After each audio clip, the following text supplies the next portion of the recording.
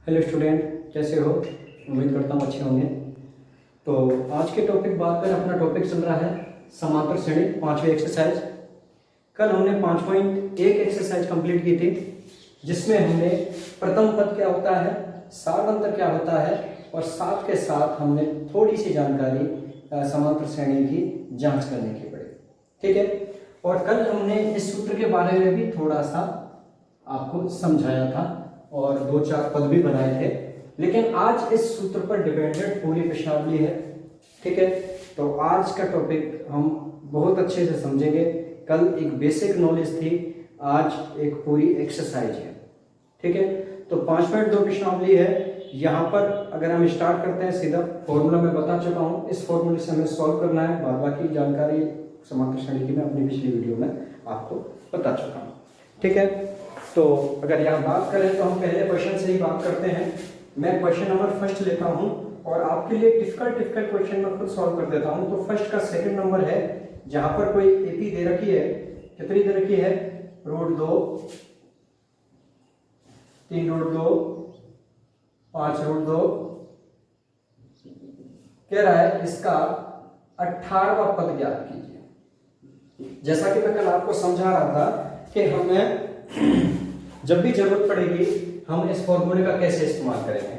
ठीक है। सबसे पहले आपकी श्रेणी दे रखी है, तो आपको इसमें से मैंने कल एक चीज बताई और आज भी आपको याद रखना है। आपको 3 चीज, किसी भी श्रेणी में से ये 3 ए एन डी याद कर लो। ए एन डी और कुछ नहीं, केवल ये 3 ये याद कर रखने हैं आपको। ठीक है।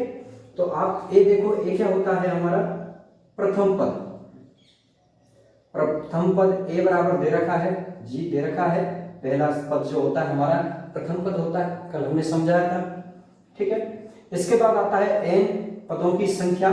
कौन सा पद आपसे ज्ञात करवाने की कह रहा है, 18वां पद, इसलिए एन बराबर आपका कितना हो गया, 18 हो गया। ठीक है। एन का मान कल भी बताया था क्या होता है, पदों की संख्या। वापस अगर कल की वीडियो आपने नहीं देखी तो मैं एक बार बता देता हूं। किसी श्रेणी का प्रथम पद होता है ए, एन होता है पदों की संख्या, मतलब जो भी पद हमें निकालने हैं।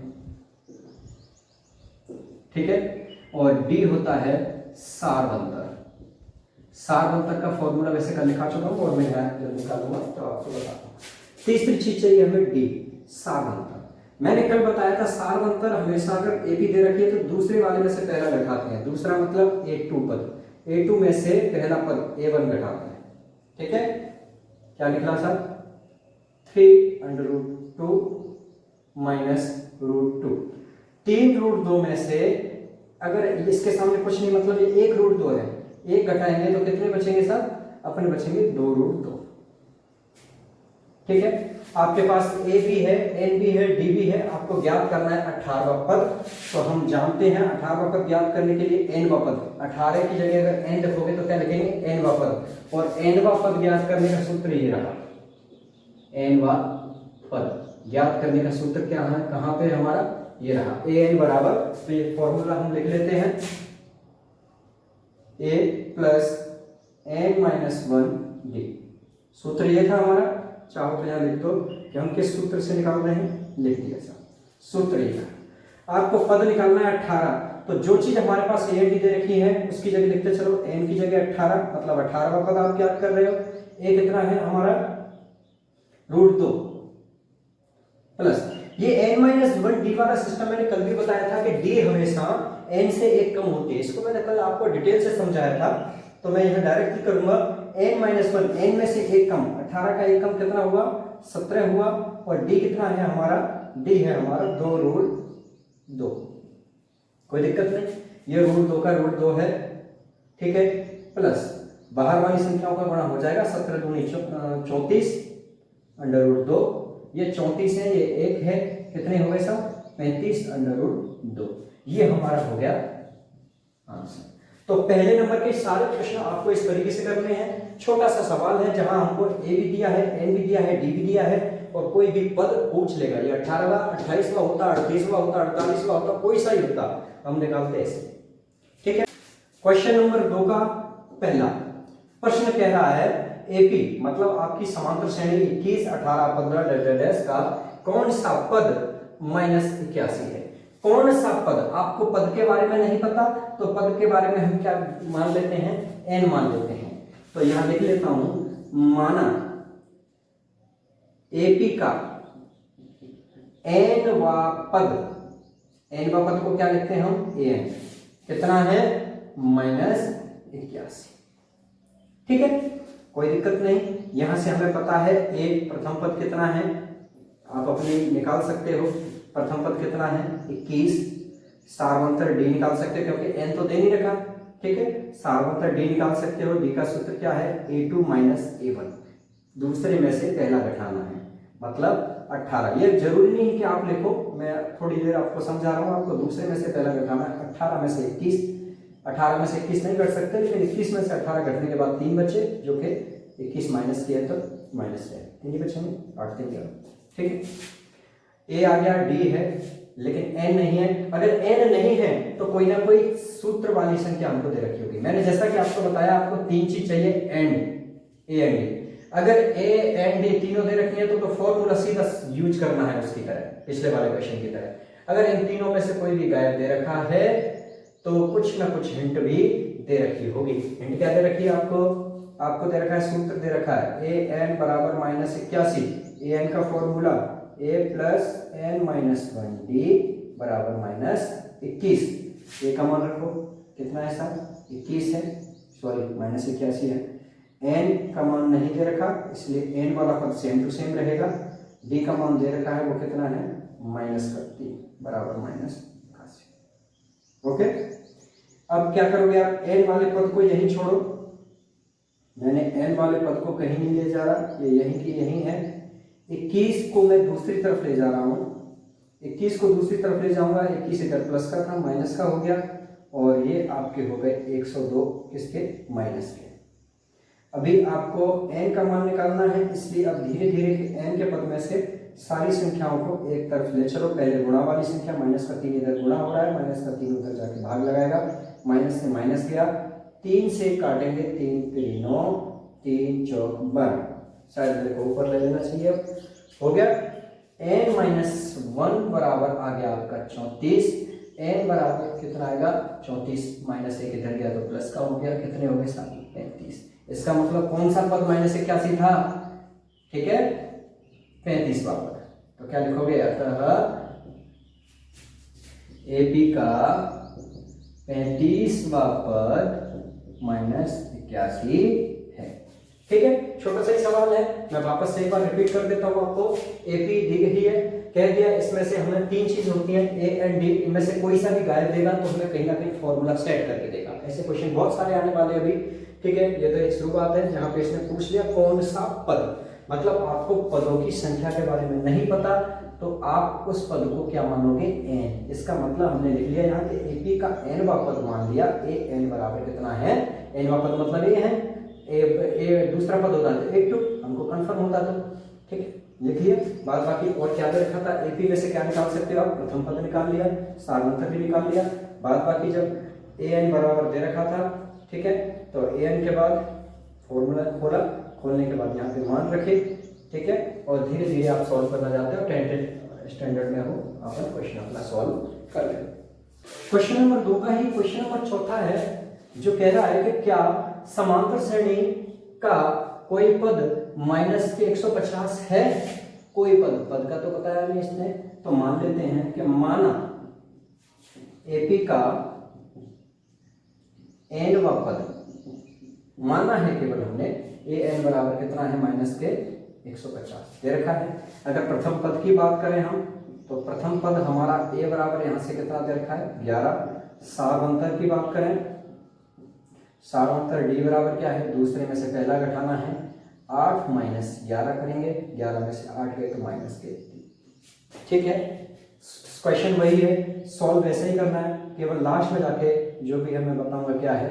तो सबसे पहले हम an बराबर -150 लिख लेंगे, फॉर्मूला खोला, a प्लस n-1d बराबर -150। a का मान रखेंगे, कितना है a का मान, हमारा प्रथम पद 11 है, n का मान दे नहीं रखा, d का मान कितना है, -3, -150। ओके, सबसे पहले देखो मैं 11 को और 3 को दोनों को ले जा रहा हूँ साथ में, 11 को ले जाऊंगा तो 11 इधर जाके क्या हो जाएगा, माइनस का हो जाएगा, और 3 का गुणा हो रहा है इसलिए 3 का क्या लग जाएगा पूरे में भाग। ठीक है, तो ये हुए आपके जोड़ने के बाद 161 और ये माइनस के 3, माइनस से माइनस कट गया। ठीक है, 3 का भाग आप इसमें अगर लगाओगे तो 3 5 15, 3 3 9 20 बचे, 3 6 18, 3 6 18। ठीक है, अब अगर बात करें n-1 बराबर आपका आ गया 53.66। देखो मैं जल्दी जल्दी इस सवाल को क्यों बता रहा हूँ, क्योंकि यही सवाल मैं पीछे बता चुका हूँ, लेकिन यहाँ पर केवल एक चीज समझनी है, वो ये है कि प्लस हो गया 54.66। n क्या था आपकी, n है पदों की संख्या। पदों की संख्या हमेशा एक पूरी संख्या होगी, ना तो ये माइनस में होगी, ना भिन्न में होगी, ना बटे में होगी, ना पॉइंट में होगी, ना रूट में होगी। ये एक पूरी, जिस तरीके की गिनतियां हम बचपन में पढ़ते हैं, पूरी गिनतियां पढ़ते हैं 1 2 4 8 10 15 20 जो है, उसी प्रकार से n का मान पूरा आएगा। अभी पद की बात करेंगे, कौन सा पद है पता नहीं, ना तो 54वां है, ना 54 के बाद आने वाला 55 है, या फिर 54 होता या पूरा 55 होता तो हम मान लेते इसको, जैसे हमारा पिछले बार आया था 35 आया था। ठीक है, तो ध्यान रखना n का मान पूरा होना चाहिए, पूरा नहीं है तो क्या लिखेंगे, अतः AP का कोई भी पद -150 नहीं है। ठीक है, नोट कर लो। 3, यदि समांतर श्रेणी का 6वां पद और 17वां पद क्रमशः 19 और 41 है तो 40वां पद ज्ञात करो।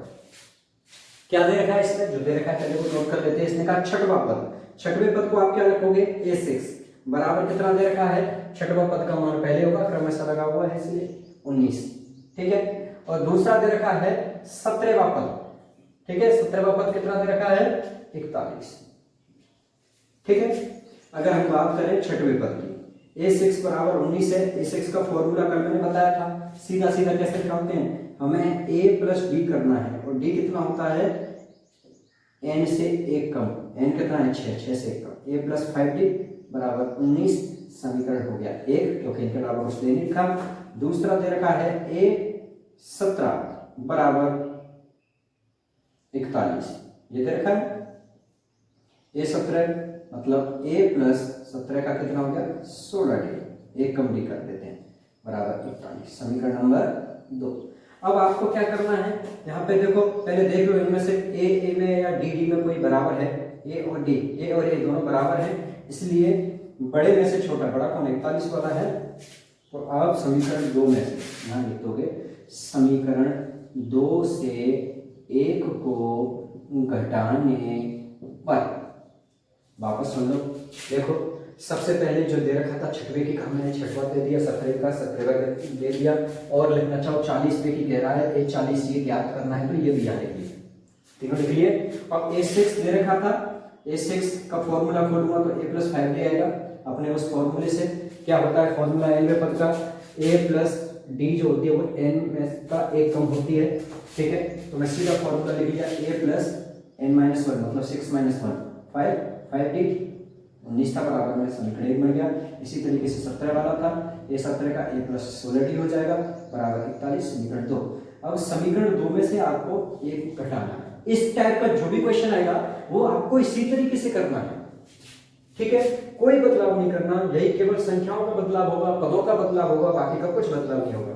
2 में से 1 को घटाओगे आप तो यहां लिखोगे a प्लस 16d बराबर, 2 में से घटा रहे तो 2 को पहले लिखो, इसके नीचे लिख लो किसको, जिसको आप घटा रहे हैं 1 नंबर को घटाएंगे, घटाव का चिन्ह यहां लगाते हैं तो इनके नीचे वाले के सारे चिन्ह बदल जाएंगे, प्लस है तो माइनस, प्लस है तो माइनस, प्लस है तो माइनस। a में से a गया तो 0, 16 में से 5 गए तो बचे हमारे 11d, शायद नीचे नहीं दिख रहा हो आपको, है ना, तो मैं इसको ऊपर लेके चलता हूँ। यहाँ तक तो मैंने बता दिया, ये लाइन तक शायद आपको नजर आ रहा होगा, चिन्ह हमने बदल के दिखा दिए। a में से a कट गया, 16 में से 5 गए, आपके बचे 11d। ठीक है, 41 में से 19 गया, आपका बच गया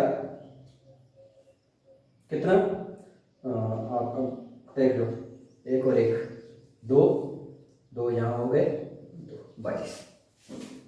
डी बराबर 22/11 कहाँ चला जाएगा नीचे, 11 से 22 कट गया 2 बार। डी का मान कितना आया 2। अब इस डी के मान को किसी भी समीकरण में रख दो, 1 में या 2 में, तो मैं रख रहा हूं 1 में रख लेंगे। 1 नंबर ये रहा, a + 5 × डी का मान है 2 बराबर 19। a प्लस ये 10 हो गया, मैं सीधा लेके जा रहा हूँ, इधर 19 है, 5 दूनी 10, इधर प्लस के थे उधर जाके हो गए माइनस के, और बच गया हमारा 9।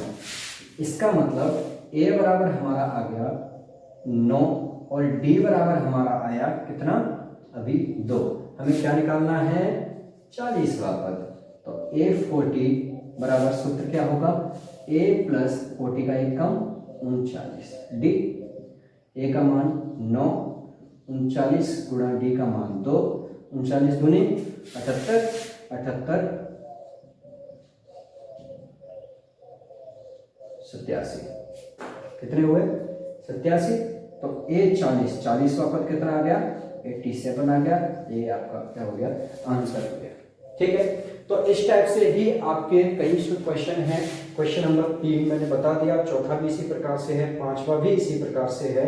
ठीक है, बाकी आगे 5 नंबर तक आज आपको कंप्लीट करने हैं। कोई दिक्कत हो तो आप मुझे बता सकते हो। ठीक है, कंप्लीट कैसे करना है मैं आपको फिर बता देता हूँ। ये सवाल हमें सबसे पहले जो दे रखा था मैंने वो नोट किया। ठीक है, जो ज्ञात करना था वो भी नोट कर लिया यहाँ पे। इसके बाद जो पहला दे रखा था S, इसको फॉर्मूले से खोल के इसका एक समीकरण बन गया, इसको खोल के इसका एक समीकरण बन गया। फिर मैंने दूसरे समीकरण में से पहला जरूर पढ़ने, पहले में से दूसरा कैसे भी कर लो आप, घटाने हैं दोनों आपस में, जिससे हमारा ए वाला कैंसिल हो जाएगा, हमेशा ए वाले आपके बराबर ही आएंगे। ठीक है, पहला मान डी का हमने निकाल लिया, इसको सॉल्व करके डी का मान 2 आया। डी के मान को आप 1 या 2 किसी में भी रख सकते हो, मैंने 1 में रखा। रखने के बाद मेरा ए बराबर आ गया 9।